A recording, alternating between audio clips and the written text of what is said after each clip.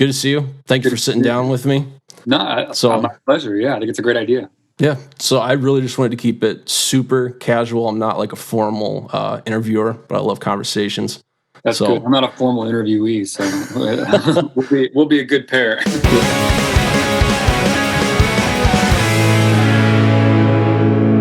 So I figure that most people who might be watching this on my channel on YouTube would know who you are, but just in case they don't, just go ahead and say a little bit about yourself. Yeah, my name's Tim McIlrath. Nobody pronounces my last name right, so don't sweat it. And I have been playing in the band Rise Against for, 20 years now. A long time. I sing and play guitar and write some songs in our little act. Your little act. So how many albums have you guys come out with kind of since you started? That's a good question. 8. So our next one will be our 9th record. So 8 records, and then there's like a B-side record and an acoustic record as well. I don't count those because, well, the B-sides it's not really an album. An acoustic was just a lot of songs from other records. It was like a compilation kind of. Yeah. Well, dude, I love that album. Yeah, thanks. It's like my chill driving album. If I'm not listening to the hard driving stuff, I'll throw on that or like some Isakov or whatever and just kind of tune out. Yeah. Isakov is a good driving record too. Oh, dude, love it. So how long have you been writing songs? Like, when did that start? So let's see. I picked up a guitar at like 13 years old, I want to say. Okay. And then I was writing songs by about maybe a year or two later, like by about like 15. Like once I figured out kind of some of the chords and then learned a few songs from the radio, and then started to get into punk, and I learned that punk was just a bunch of power chords. So I was like, I can do that. Yeah. Was that something where you're like, as you were like, learning guitar and teaching yourself like the musical language and stuff like that, like did those kind of like develop at the same time, like your sense of writing and then like your musical like ability and stuff like that? Yeah, it was around the same time. I think I was like listening to songs and figuring out how to play them, and then I realized, what a song was, I guess, just this sort of like a bunch of different parts, and I thought I could do that, and I felt very compelled to kind of make my own stuff right away. Really? Yeah, I don't know what it was, but I just really wanted to just create. And the guitar was like, it was something you did, like, at least for me, out of like sheer boredom in some ways, you know what I mean? Like I just had so much time. I was like, I was 15 in like the early 90s, and we didn't have phones and and Netflix and all these things, so I could just sit in my room and play guitar all the time. And I loved creating sounds or figuring out how some band created their sound, and then seeing if I could put songs together. And then when I started writing songs, that it was such a miraculous thing to like create something that sounded like recognizable as a song, Yeah.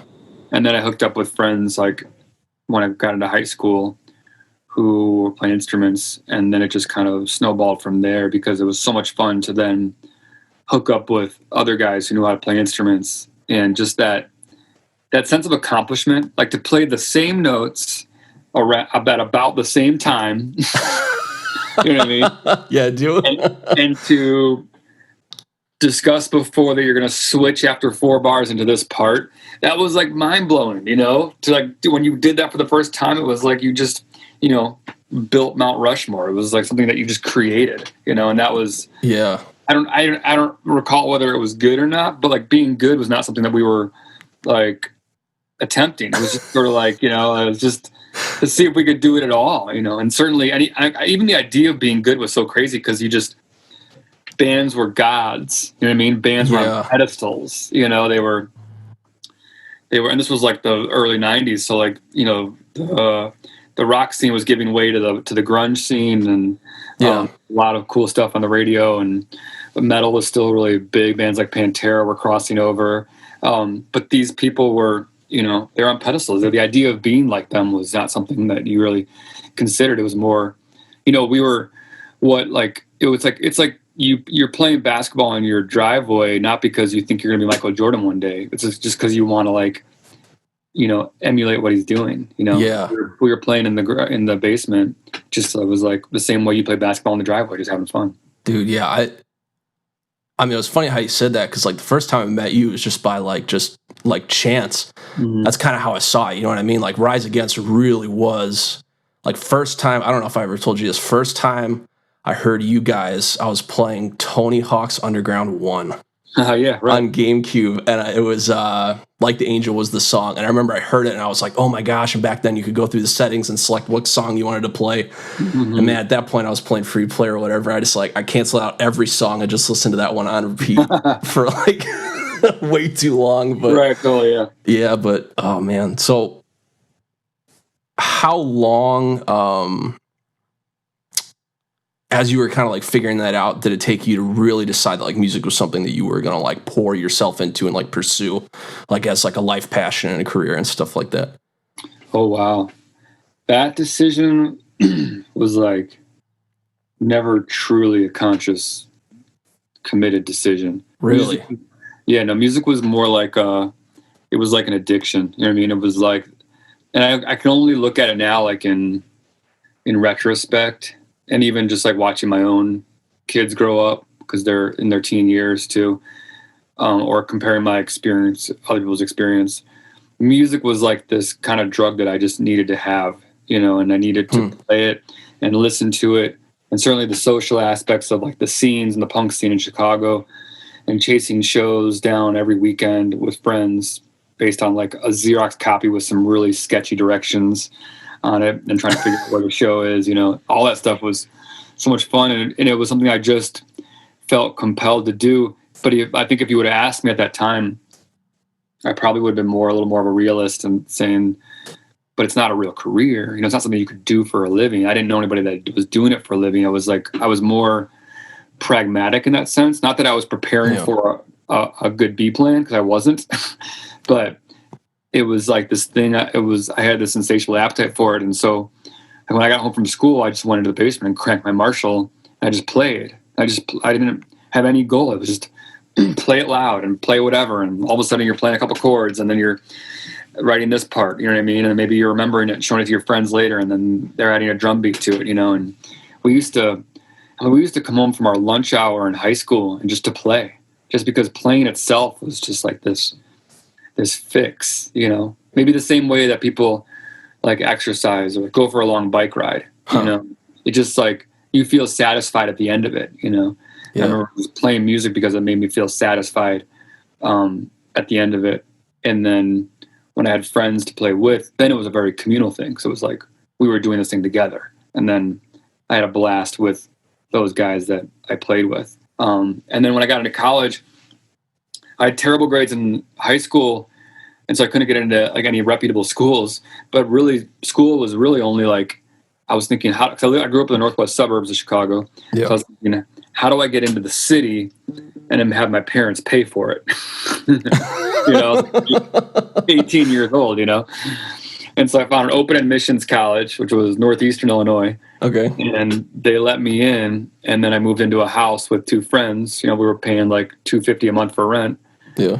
And I was going to school, but really we were setting up drum sets in the basement of the house and like playing music just all the time, and just going to shows in Chicago like almost every night of the week, just seeing music and being a part of it and just ingesting it. And it was just, I look back now and I realize like that's all I was doing. I just wanted to play music with my friends. I just wanted to see as many bands as I could. It was a perfect spot to be in the city because I was close to other venues and that kind of thing.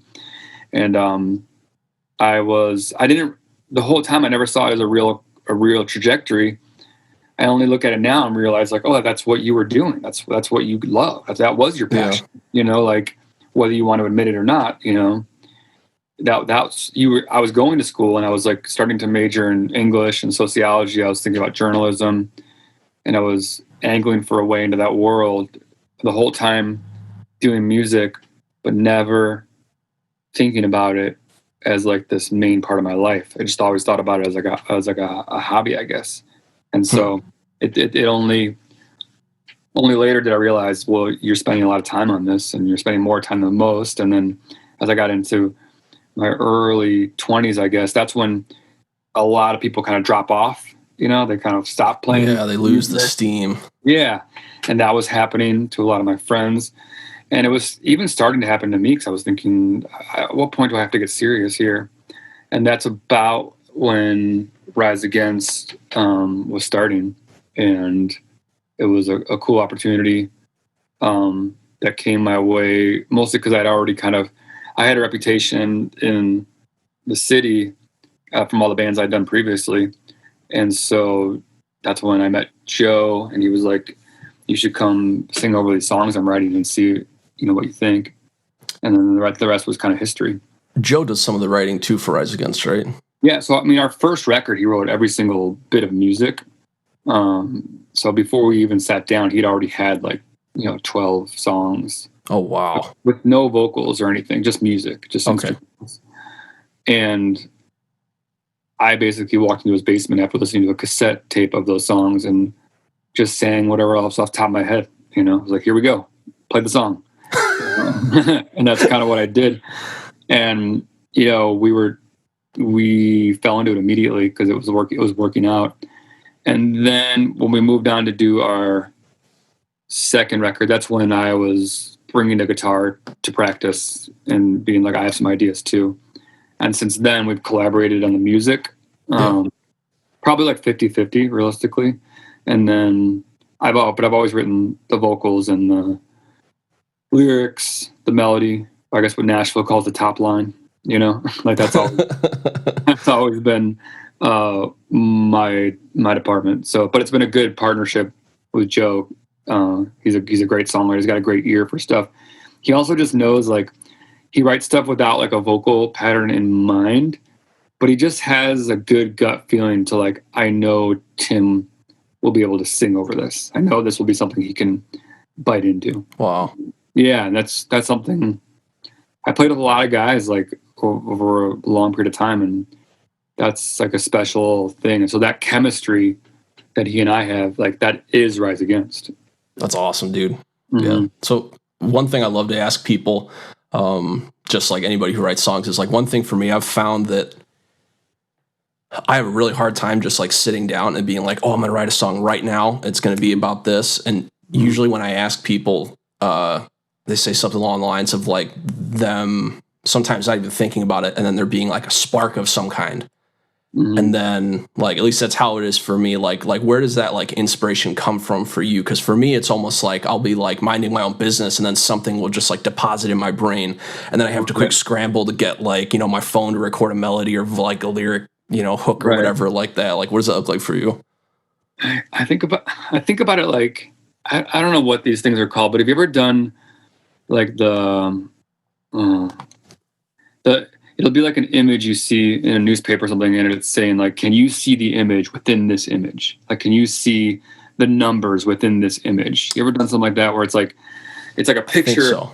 It's a picture that someone shows you, and there's a picture within the picture. Oh yeah. I know what you're talking about. Yeah. I don't know what they're called. In movies and stuff, when someone's losing their mind, they're like, "Is this a butterfly or is this like a woman or whatever?" Yeah, exactly. stuff like that, and it's almost about you have to let your eyes kind of unfocus to see it, because you'll pass that image around and not everybody can see it.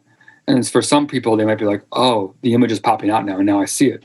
And the trick to that is kind of letting your eyes unfocus and not looking at it directly, but almost looking at it indirectly.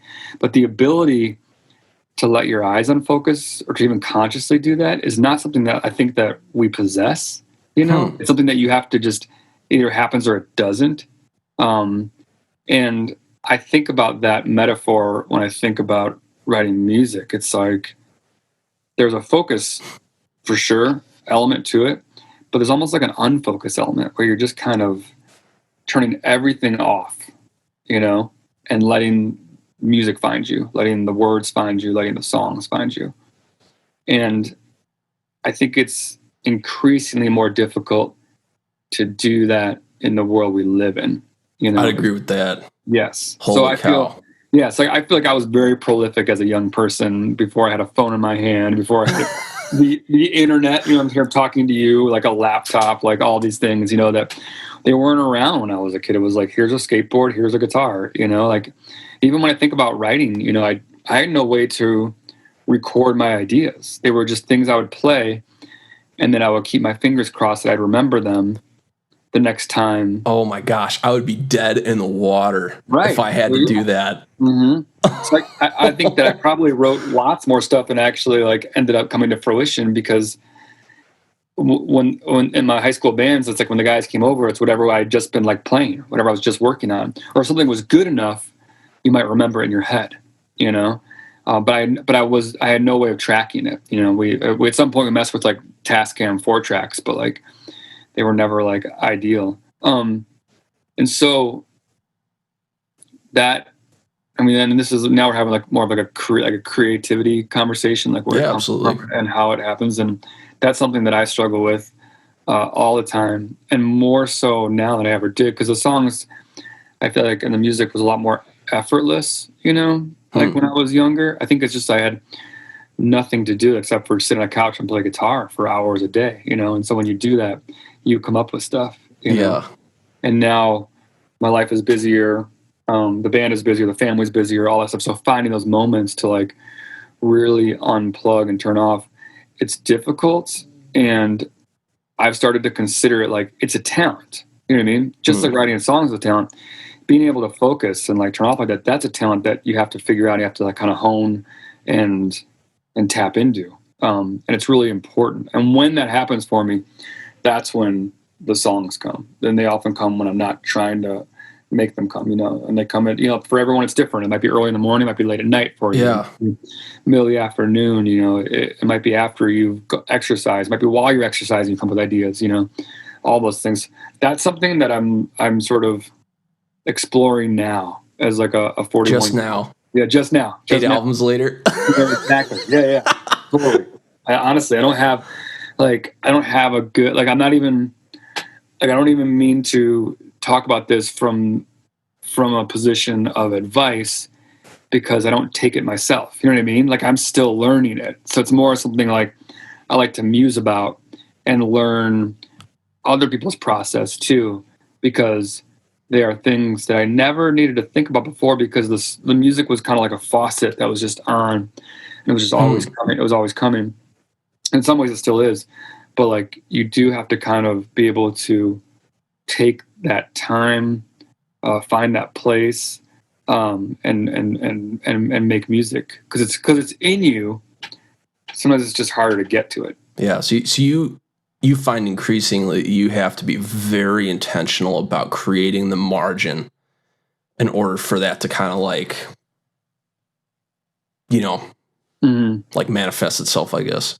Exactly. I gotta wake up and like get in my studio and just tell myself like you have a to-do list of like 10 things and you need to put them all aside. Lock the doors. Yeah. Well, that too. Girls, I don't even want to hear a knock. If I hear footsteps upstairs, it's done. It's all over. Well, yeah, exactly. And that stuff's hard to do because like I want to play with my kids. You know what I mean? Given the option, like let's go for a bike ride. You know what I mean? Yeah. That sounds like more fun to me. But I know that it's really rewarding when you can tap into something and do what you do. It's what you do too. So it's like part of your identity, and it's like part of like the itch that you scratch, and that like later on you're like you feel good, you know, that you created something. Whether it's something that's like good or bad, or whether it's something that you're going to use later or not use later. Just the idea that like you tapped into it that day, you created something out of nothing, and you've made yourself a better musician by doing that day. You know, you've learned something that day. You flexed those muscles, you use those muscles. It's like that's what our job is as like creative people, is to always, just like a carpenter needs to be building, like we need to be building too. That's what we do, you know. And that's the only thing that I've kind of figured out is that, you know, you have to be intentional. Have you read the book The War of Art? I did just recently. Oh my gosh, dude, that book wrecked me in the best way. Yes, it wrecked me in the best way. Holy cow. I thought, I thought that was really good. I thought so many points of it were good. I thought it was like it wasn't too gentle on you, No. artist. It was kind of like, it was saying like, oh, you can't write? That's your own damn fault. And here's why, And I like that because it's a lot of that stuff that's very, very coddling, Yeah. It's like, oh, poor you, like go meditate or do yoga or go do this and then it'll be fine. And this was saying, it's like, you can do that. It's not going to help you. You know what I mean? Yeah. Like, until you sit down with that blank piece of paper or that guitar or whatever it is, like you have to do this. And here, I mean, it, the book, it was so crazy. It talks about, how does it describe all the distractions? There's a word for it. Like, I can't remember now. Resistance. Yeah, the resistance. Yep. Totally. So it personified all your distractions. It personified your list of errands. Yeah. You know what I mean? Your things that you need to do around the house. You know what I mean? Whatever it was. It said like, you can do those things, but they are all the resistance. And that's you giving into the resistance. And I can totally relate to that. You know what I mean? Because there is a huge, oh my gosh, there's a huge surrender aspect to that. When you put the guitar down, you're like, I'm going to go do this instead. I mean, even the book, he just lays it out. He says, if you are a person that has a spark of something greater, like if you have a real purpose that's not just like something that can be like immediately fulfilled and like satisfied, if you have a spark that needs to be pursued in the long run, this book is like for you. You know what I mean? Yeah. Totally. I wish I'd read that book a long time ago. That's for sure. Because I feel like nothing about what I did in my life like groomed me to like do this. You know what I mean? So when I meet people who were more intentional about their musical career, or even just like, you get people that go to like conservatories for art, people go to special school and all that stuff. There's so much more to art, than I kind of fell backwards into it. I never trained for it. And now I realize like there's so much more to like creating that, a typical college curriculum or a typical education is not going to prepare you for. Yeah, for real. So you had kind of talked about some of your writing habits and kind of how, like you said, you kind of fell into it. Mm-hmm. What do your writing habits look like now that you, I guess, kind of like you have the physical space for it and you're learning that that's something you need to create the margin for? Like when you sit down and you have a guitar in your hand and you're sitting at the desk or whatever, do you have like your phone in front of you to record something, or do you use like any tools? Like I know some people use like songwriting, like programs and stuff. Do you do anything like that? So I go back and forth. There are times where I get into a room with no technology at all, just like me and a guitar, and just play the same way that I used to play when I was like 16, and just playing guitar on the end of my bed and creating songs. I find that can be helpful to tap into that, without all the help of technology. So that works for me. But then there are also times where I'm doing that where I now have multiple parts in my head of what I want to write or do, or I want to hear a drum beat. So then I regret sometimes, like, I should have started this, like, a Logic file, because now I got to transition, Yeah. Sometimes I transition over there, and then I take that idea and I start adding on to it using, like, technology. But oftentimes, like, I'll tell you, like, when we play shows, and anybody on my crew or band will tell you, you'll find me before the show in like the bathroom of the venue, just singing an acoustic guitar, in those great acoustics that all bathrooms have, and that warms me up for playing, or my voice up for playing. And sometimes it's the most enjoyable thing I do all day. Just kind of sit there and just kind of play stuff with no real mission. And so even when I'm home, I try to kind of like almost replicate that, where I just want to get in a room, start singing, whether it's like my song, somebody else's song, whatever. And that kind of puts me into like the mood to like be playing. And it kind of like, that's when the phone fades away and the emails fade away. And you're kind of like, you get in touch with like who you are and what you do. And that's kind of a grounding thing. It helps me transition from like the real world to this like world of fiction that we are just creating with our bare hands. And that that helps me as well, because it's like you said, it's that resistance that is a real thing, and you have to fight it to like get over into the other side.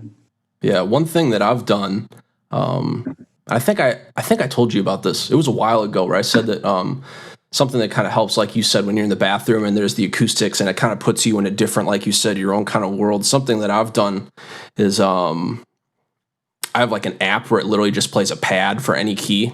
Like you just press the button and it just plays it, and I'll play whatever. Like if I pick up my acoustic guitar, I'll play a pad in that, and that has a way of like filling the air where I almost feel like I don't need to rely on the playing of the guitar to fill the air for it, and it drastically changes the way that I write and I play. Did you end up trying that at all or no? No, but now that you reminded me, I definitely want to. It's weird. Really? It's kind of odd. It just like your brain, it just like, since there's something going on already, and it's something simple, but it just like allows for all this space right to kind of open up and happen. That stuff is important, because sometimes like when you're writing a song, you might be layering ideas on it and all these things on it, and then all of a sudden it clicks with like one lead guitar part, or it all clicks with like one turn of a melody, and that makes the whole song make sense to you. Whereas like it may not have made sense to you as like just 3 open chords or whatever, but sometimes with that little hook, it all comes together. And that stuff is that's songwriting. I think like one of the things I do like, or I have used, is like a looper pedal. You know, Okay. It's like a pedal that like loops like your audio that you're creating. Yeah. Because I like to immediately hear like what 2 guitar parts might sound like together. You know, so it's a way to kind of like audition that like with no production at all. It's just a pedal, and that helps me because sometimes 3 chords by themselves aren't that meaningful, right? But like sometimes that little lead that you put in changes it all. You guys layer a lot.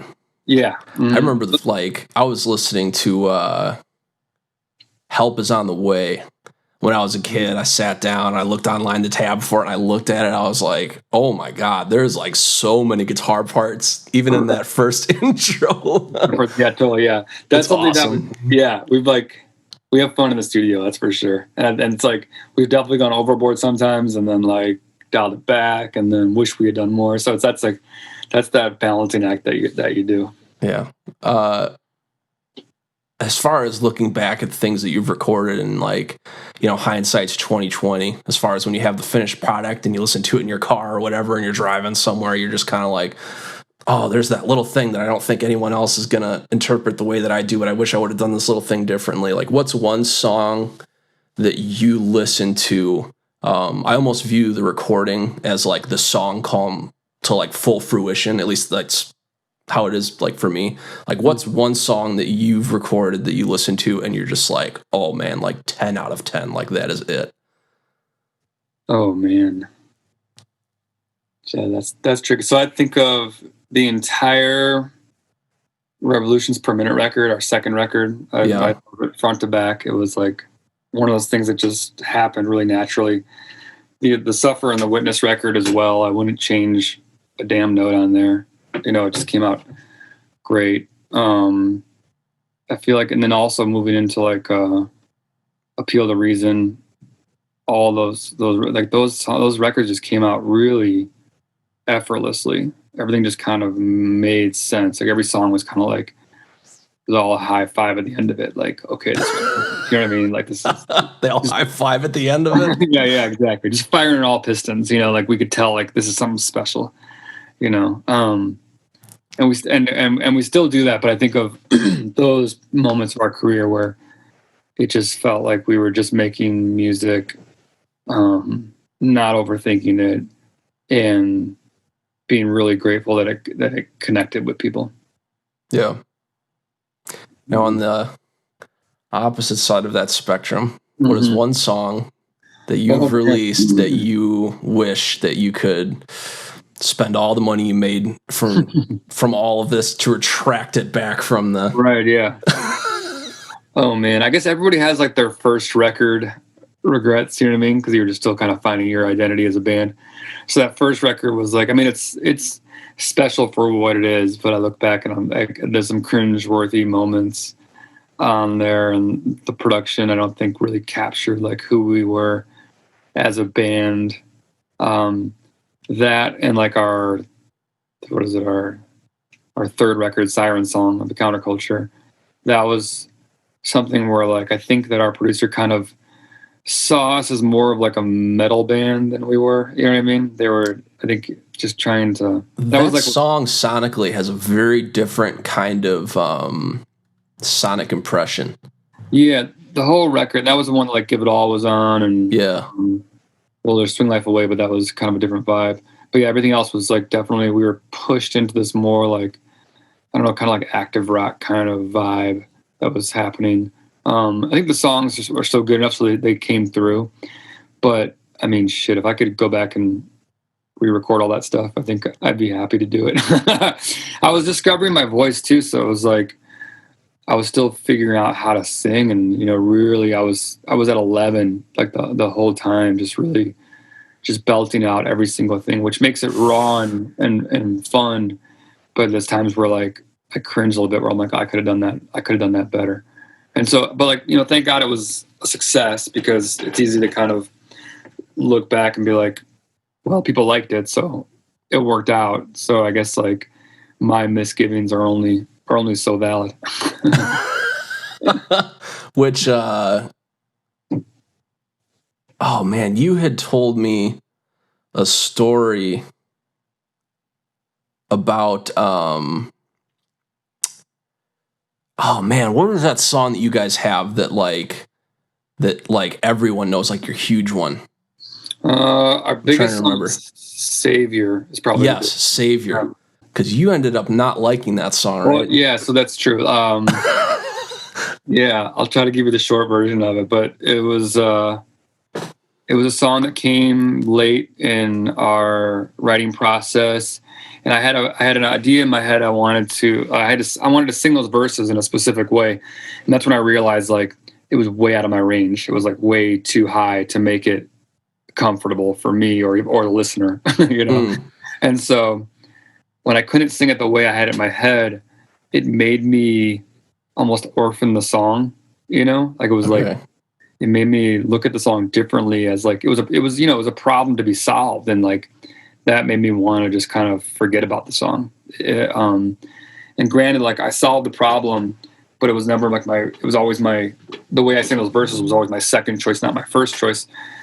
And when we went to go put it on the record, it didn't make my list of songs to make the record, which is ironic because it would then go on to become our biggest song. Yeah. So I've since then taken myself out of the conversation to which songs go on the record and which songs don't. But that speaks to like your own personal connection to songs, and that your perspective is like sometimes you're too close to it. That you need to trust somebody else because you have your own baggage with a song. You know what I mean? Like if you wrote a song today that took you like 10 minutes to write, you would feel pretty good about that, and you'd be like, this was great, and you would tell people like, I wrote this song in like 10 minutes. It just came out of me. And then if you have a song that you've been laboring on for a few months now, when you think about it, there's a little bit of like that song, it's going to be the death of me, And so you have your own baggage with it, but like as a listener, they just hear a song. They don't know how many months you spent on it or years you spent on it or how many parts you changed or whatever it was, and they don't hear that you wrote it or you wrote it in 10 minutes. And so they just hear the song, and that's the listener is kind of how they hear it is what's important, how people hear it is what's important. And sometimes your baggage with it can influence your decisions on like its validity. And that was an example of my baggage with the song clouding my perception of it. So obviously I'm glad that it made the record. It was a career-changing song for us, but it's one of those things where it's like, you never can tell sometimes. Yeah, that's awesome. So, dude, it's about that time. One more question for you, though. If you could impart some wisdom to someone that is like in the trenches, in the grind, trying to become a better songwriter, what's like one or two things that you would tell them? One, and I'm going to steal this advice because I think Brian Fallon from the Gaslight Anthem gave it. And part of writing songs is just writing songs. Write more songs. If you want to become a better songwriter, write more songs. Don't be afraid to write a song. Don't second guess yourself. Know that the song that you're writing, it's not something that you're going to have to show somebody. It might just be something that you're just working on yourself. Like just follow your gut and write it. Don't overthink it. Get it out there. If you hate it when you're done with it, that's cool. But it's still like we learn things in failure. If you write a bad song, you learn a lot from that, you know. But if you don't write anything, or you don't get in the room and turn everything off and pick up a guitar and a piano, that's not going to help you. If you just think about it, you're just going to stress about it, and it's going to inhibit your ability. And so I feel like writing more songs is important. What else? What's a good? It's so funny because I'm 41 years old and I still struggle with songwriting. So I feel like part of it's hypocritical for me to give advice, but I do find that is something that I've tried to do and it's helped me. And then I guess just like it's sort of what we go back to in the earlier in the conversation. It's like focus meets unfocus. You know, like you have to focus by turning all your phones off and distractions off and your list of errands off. And then you have to like unfocus your eyes. You know what I mean? Like kind of like you have to see things blurry for a second and just tap into that moment. And don't be afraid of what comes out of your mouth. Don't be afraid of what comes out of the guitar. And those are the things, those are the magic moments, you know, and even when they're over, you're going to look back and wonder, where did that come from? Why did I say that? You know, like, how did that line even write itself? And you're not going to have an answer to that question. You know what I mean? But if you don't put yourself in that moment, like, it won't happen. So find a way to put yourself in that moment. Awesome. Yeah. Dude, cool. Appreciate the hell out of you. Hey, this was fun. Thank you so much, dude. Yeah. I'm excited. I love talking about songs, and I think that you're going to have a blast talking with people about songs because I think it's interesting. Yeah, awesome. Well, thank you, man.